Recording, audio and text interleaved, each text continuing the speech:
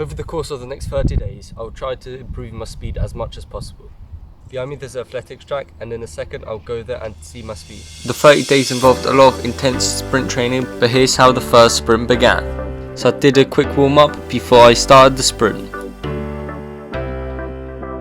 When doing these sprints, I didn't feel like I produced enough explosive power to push myself off, and I didn't feel like my strides were long enough to get enough speed. The goal was always to get around 14 seconds by the end of it by improving by at least 2 seconds on my time. This wasn't ever going to come easy to me, as I never was a fast person, and I never actually trained my speed. So after the first sprint to initiate the challenge, did a few more sprints on the day to see how it went, and I gradually improved bit by bit. After a few days of sprinting, I began to develop a better technique when running to improve my speed. After doing more sprints, I made myself a schedule to ensure that I maximised my sprints without burning myself out. As the time was dropping, I knew I needed to improve lots of areas of my sprint. So to be able to run fast, you need to be more explosive. So what I'm going to be doing is plyometrics, and I'll be doing that throughout the 30 days, meaning that my legs will be tired a lot. I won't be showing every single day of training, however today I'll give you a little insight of what a heavy day would look like. I began to activate my leg muscles by using the ladder, before later moving on to the plyometrics. I began the plyometrics by working from my calves upwards, before later doing many lunge variations to work on my other leg muscle. I got these fitness drills from my coaches, sprinters, and online videos by sprinters. All these drills are targeted to improve my speed as much as possible by generating as much power as possible from my legs in the shortest amount of time.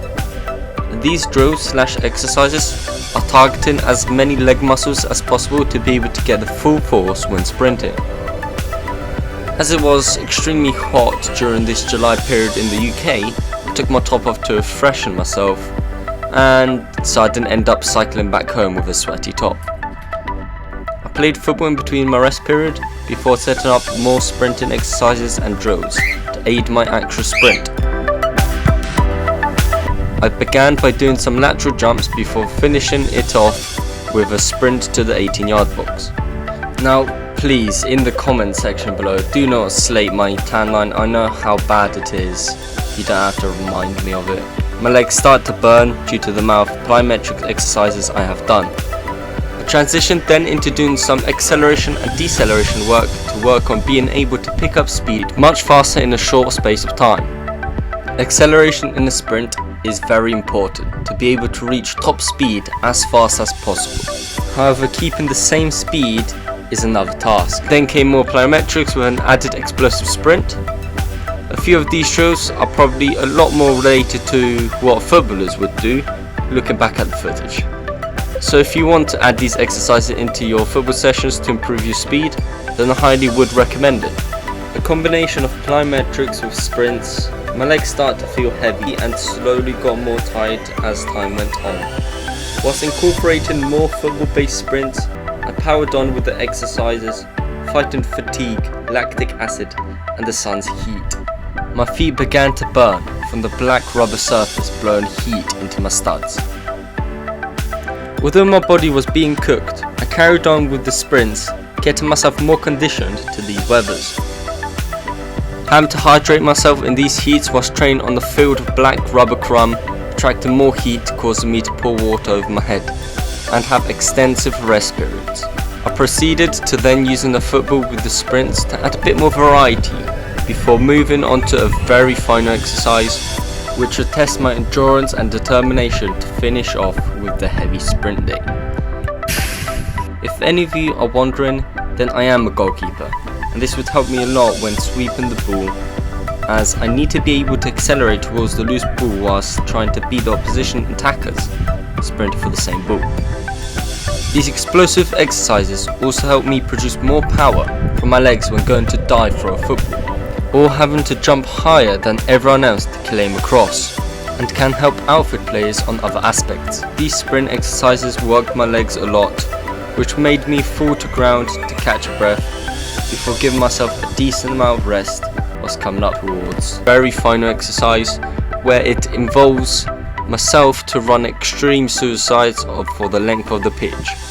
This final sprint tires you out and aims for you to finish as fast as physically possible, being under a lot of fatigue. A few days passed and I revised a bit about sprinting. Whilst on the lighter days of sprints, I did some hill sprints. Look how steep that hill is.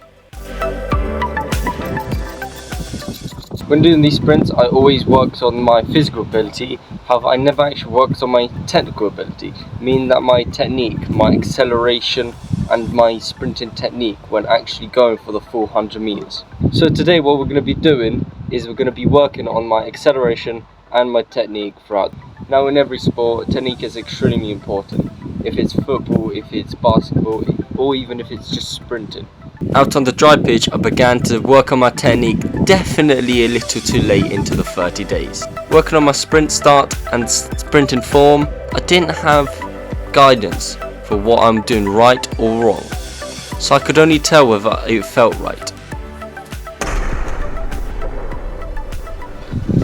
It's a bit of a windy day and it looks like it's going to be facing my direction. So what we're going to be doing is we're going to do one race into the wind and one race with the wind. So let me do a few stretches, minor warm up.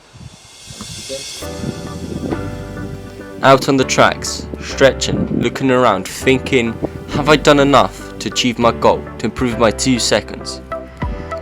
It all would become clear in just a few moments. I felt like Usain Bolt when preparing myself at the start line, racing against none other than myself. Came out the blocks hot. I was sprinting as fast as I could into the wind. I managed to feel slow until I ran the other way with the wind, getting me a faster time than at the start. I managed to go from 16 seconds down to 13.6 seconds. Ran at the speed of light, not actually. I managed to beat my previous time, whilst also achieving my goal within 30 days.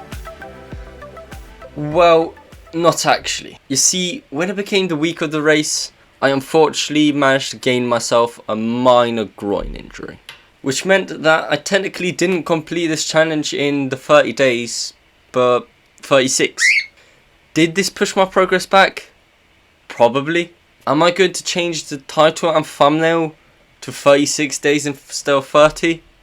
No. So as I technically clickbaited you guys, I might as well change the title and thumbnail a little bit more. I'm sorry. So consider liking, subscribing. Other than that, that's me. See ya. I feel bad after clickbaiting for the first time.